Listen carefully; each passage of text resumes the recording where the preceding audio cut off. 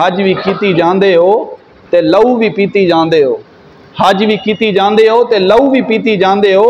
खा के माल यतीमां दा भज मसीती जांदे हो। खा के माल यतीमां दा भज मसीती जांदे हो। फट दिलां दे सीती सींदे नहीं, फट दिलां दे सींदे नहीं, टोपियां सीती जांदे हो।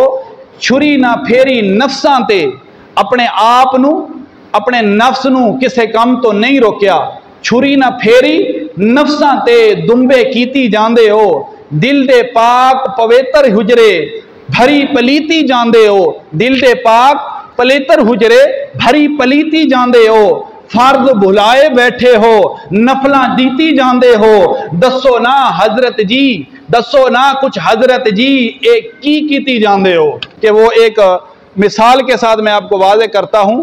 मिसाल ये है कि देखें, एक जंगल आप नदी के अंदर हैं या समंदर और दरिया के अंदर हैं, आप देख रहे हैं कि एक कश्ती बह रही है। कश्ती के अंदर कुछ सवार सवारी कर रहे हैं। अब उस कश्ती ने अपने आप को भी गर्क होने से महफूज रखा हुआ है, अपने अंदर, ठीक है कि नहीं जी, बैठने वालों को भी गर्क होने से महफूज रखा हुआ है। करीब में एक ऐसा लकड़ी का तना, वो भी डूबता हुआ तैरता हुआ साथ से गुजर रहा है। मिसाल सुनाने का मकसद एक बात समझाना है। तो अब देखें कि वो भी लकड़ी है, ये भी लकड़ी है। ये लकड़ी है, खुद को भी डूबने से पाक रखा हुआ है और अंदर के सवार होने वालों को भी गर्क होने से जो है महफूज रखा हुआ है। साथ में तैरने वाली भी लकड़ी है, कभी वो डूब रही है, कभी वो ऊपर है, कभी वो नीचे है। फिर वो तना सवाल करता है उस कश्ती से कि ऐ कश्ती, तू भी लकड़ी की है, मैं भी लकड़ी हूं। तू तो तैर रही है, अपने आप को भी महफूज रखा हुआ है पानी से, अंदर सवार होने वालों को भी महफूज रखा हुआ है। वजह क्या है?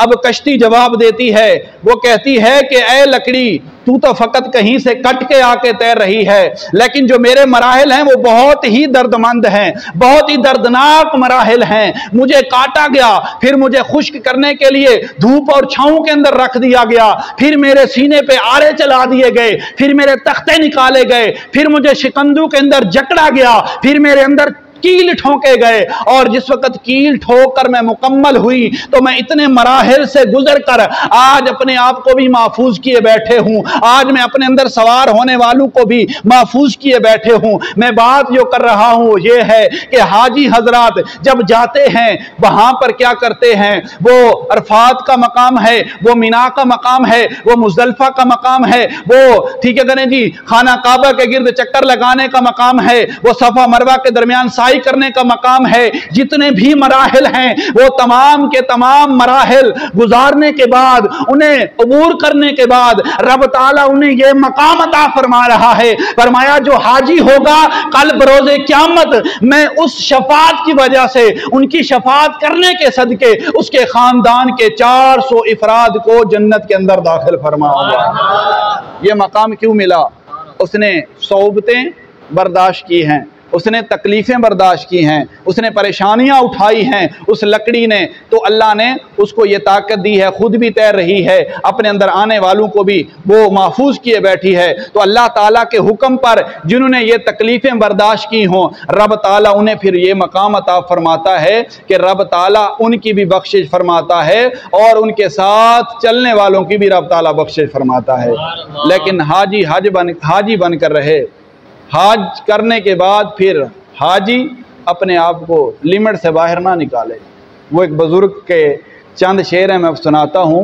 वो फरमाते हैं, हज भी कीती जांदे हो ते लहू भी पीती जांदे हो। हज भी कीती जांदे हो ते लहू भी पीती जांदे हो। खा के माल यतीमां दा भज मसीती जांदे हो। खा के माल यतीमां दा भज मसीती जांदे हो। फट दिलां दे सीती सींदे नहीं, फट दिलां दे सींदे नहीं, टोपियां सीती जांदे हो। छुरी ना फेरी नफ्सां ते, अपने आप नू अपने नफ्स नू किसे काम तो नहीं रोकिया। छुरी ना फेरी नफ्सां ते दुंबे कीती जांदे हो। दिल दे पाक पवित्र हुजरे भरी पलीती जांदे हो। दिल दे पाक पवित्र हुजरे भरी पलीती जांदे हो। फर्ज भुलाए बैठे हो, नफला दीती जांदे हो।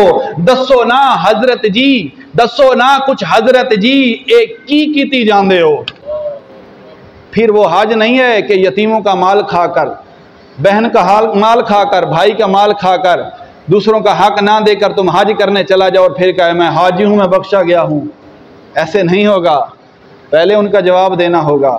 बहन का हक है उसे दिया जाए, बेटी का हक है उसे दिया जाए, भाई का हक है उसे दिया जाए, यतीम का हक है उसे दिया जाए, और मस्कीनों का हक है उसे दिया जाए। किसी का कर्ज देना है उसे कर्ज दिया जाए। ये तमाम मराहिल पूरे करने के बाद फिर अगर तुम हज करोगे, रब ताला फिर हज कबूल फरमाएगा, फिर हज कबूल होगा।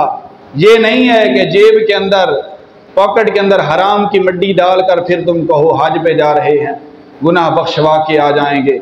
फिर ऐसे गुनाह नहीं बख्शवाए जाएंगे।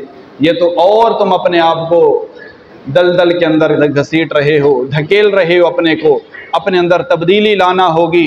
अपने आप के अंदर तब्दीली तब आएगी कि जब हाजी हज कराए, उसके दिल के अंदर नरमी होनी चाहिए, उसके दिल के अंदर एहसास होना चाहिए। वो एक किताब के अंदर मैं पढ़ रहा था, उन्होंने ये वजह लिखी है कि हाजी जब हज करके आते हैं वो सख्त क्यों हो जाते हैं। तो उन्होंने जवाब लिखा था कि जवाब ये लिखा हुआ था कि वजह यह है कि वहाँ पर वो इतनी तकलीफ़ उठाकर हज करते हैं, वो तकलीफ़ जो है उनके दिलों के अंदर ऐसे बैठ जाती है, ऐसे बैठ जाती है कि जैसे हमने तकलीफ़ बर्दाश्त की है, अगलों को भी जाके ये तकलीफ़ देनी है।